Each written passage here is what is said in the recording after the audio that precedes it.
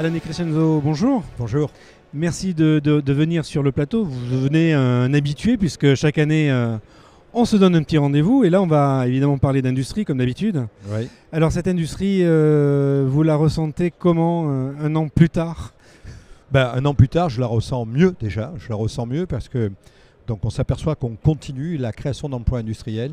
Il y a une véritable dynamique industrielle et je la ressens d'autant mieux qu'on a un tas de projets aujourd'hui, notamment France 2030, sur lesquels on peut vraiment capitaliser et avancer. Alors, c'est pas un secret, on travaille, enfin du moins la Société d'ingénieurs arts et métiers, CCI, mais vous travaillez un petit peu de concert pour faire justement pousser cette industrie, cette réindustrialisation. On en est où? Alors, il n'y a pas de grand secret, et puis ma formation me trahirait autrement. Ce qu'on a fait, c'est que dans les 6 projets de la mandature orientés vers l'extérieur, c'est-à-dire vers nos clients, les entreprises, les apprenants, les porteurs de projets des territoires, nous avons CCI France 2030. Et donc là-dessus, c'est comment faire pour orienter le plus rapidement possible et le mieux possible ces 54 milliards d'euros de France 2030. Alors nous avons travaillé sur la stratégie, mais on se dit qu'il faut s'entourer là-dessus. Alors même si j'ai 1300 élus industrie au niveau des chambres de commerce, j'ai voulu m'entourer de spécialistes et d'organisations, de structures, de dispositifs capables de déployer des stratégies. Et donc naturellement, je suis allé toper à la porte de la sauce. Et c'est comme ça que nous avons un groupe de travail qui travaille une mission réindustrialisation chez nous au niveau national. Et donc on a intégré les arts et métiers dans ce groupe de travail. Ça veut dire qu'on travaille ensemble sur les plans d'action, sur le déploiement des plans d'action. Et puis lorsque les entreprises seront sélectionnées, puisqu'il y a toute une sélection d'entreprises donc dans le cadre de France 2030, il faudra après les aider en termes de déploiement, de développement de ces produits industriels. Et là, on aura besoin de nos écoles, on aura besoin de nos ingénieurs, on aura besoin de nos savoir-faire. Et c'est pour ça que donc, on ne peut pas passer au travers de l'école des arts et métiers. Alors, peut-être pas, et heureusement, mais vous êtes aussi quand même des grands formateurs dans les CCI. On est des grands formateurs, effectivement. Donc, on a 9 écoles d'ingénieurs au niveau des chambres de commerce. On forme 400 000 personnes chaque année. 400 000 personnes, ça veut dire qu'on est plus de 400 000 personnes, on est le 2e formateur après l'éducation nationale. On a une spécialité en termes de volumétrie, c'est l'apprentissage. On forme 110 000 apprentis chaque année, mais ça ne suffit pas. Vous le savez, aujourd'hui, si je regarde l'ingénieur, on en forme 43 000, il faudra en former 55 000. Donc il faut qu'ensemble, on fasse de la scalabilité. Ça veut dire qu'on augmente significativement le nombre d'ingénieurs, d'accord ? Et ce n'est pas les chambres de commerce qui vont le faire. Qu'on augmente significativement le nombre de techniciens dans le domaine de la mécanique et des technologies. Là, on peut contribuer avec nos centres d'apprentissage. Et bien sûr, il y a la formation tout au long de la vie, puisque globalement, on forme plus de 200 000 personnes chaque année en termes de formation continue.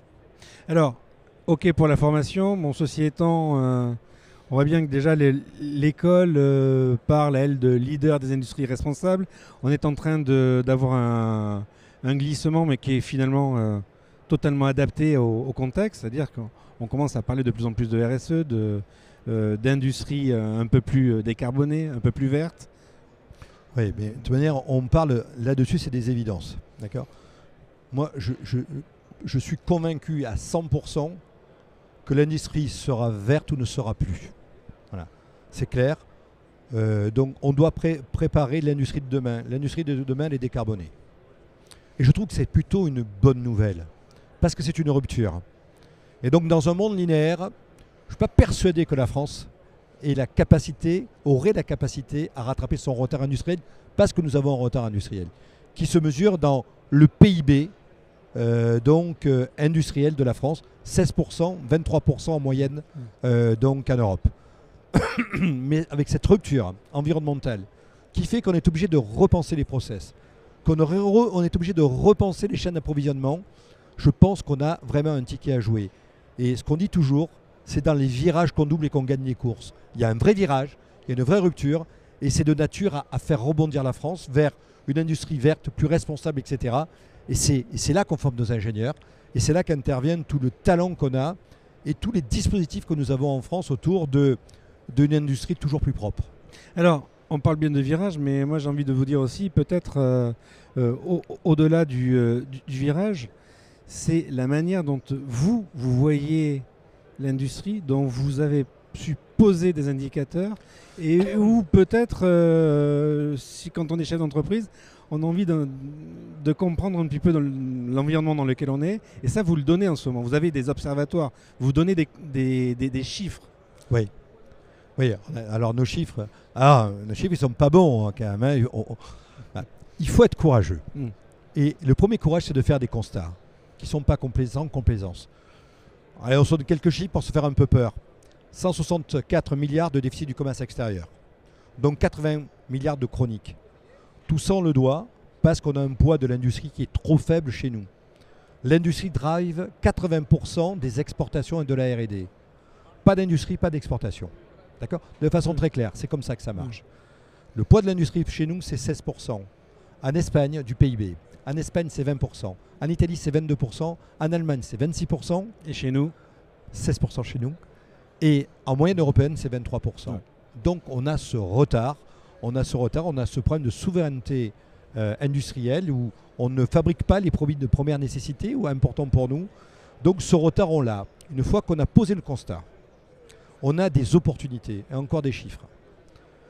On a un mindset qui évolue. 75%, ça c'est l'observatoire du mois de février.